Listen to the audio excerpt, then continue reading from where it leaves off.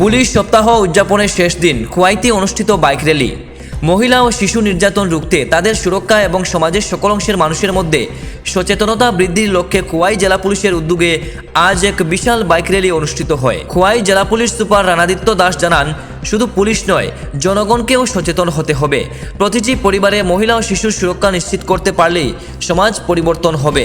কোথাও কোনো নারী বা শিশু নির্যাতন, শিশু শ্রম বা বাল্যবিবাহ নজরে আসলেই পুলিশকে অবহিত করার আবেদন জানান খোয়াই জেলা পুলিশ সুপার রানাদিত্য দাস। এদিন খোয়াই মহকুমা পুলিশ আধিকারিক ডি কুদিয়ারাসু, মহিলা থানার ওসি মিনা দেববর্মা, সুভাষ পার্ক পুলিশ ফাঁড়ির ওসি রঞ্জিত সরকার সহ অন্যান্য পুলিশ আধিকারিকরা উপস্থিত ছিলেন। আজকে আমাদের পুলিশ উইকের আজকে লাস্ট আমাদের হচ্ছে, মানে ডিস্ট্রিক্টের যে প্রোগ্রাম হচ্ছে আজকে, তারই একটা অঙ্গ হিসাবে bike rally, crime against women আর চিলড্রেন, তাদের সুরক্ষার পরিপ্রেক্ষিতে মানুষকে জাগ্রত করার জন্য এই বাইক র্যালি হচ্ছে। আপনারা জানেন, শুধু পুলিশের দায়িত্ব না, এটা সমাজের ঠিক করতে গেলে এটা মানুষের সবার নৈতিক এবং সামাজিক দায়িত্ব।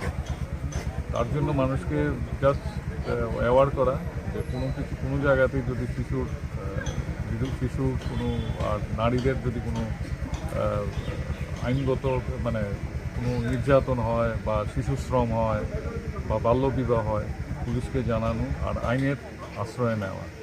আর সঙ্গে এটাও বলি যে আইন দিয়ে সব কিছু হবে না, এটা মানুষের নৈতিক এবং সামাজিক দায়িত্ব। সবাইকে এগিয়ে আসতে হবে এই সমাজকে সুস্থ রাখতে গেলে।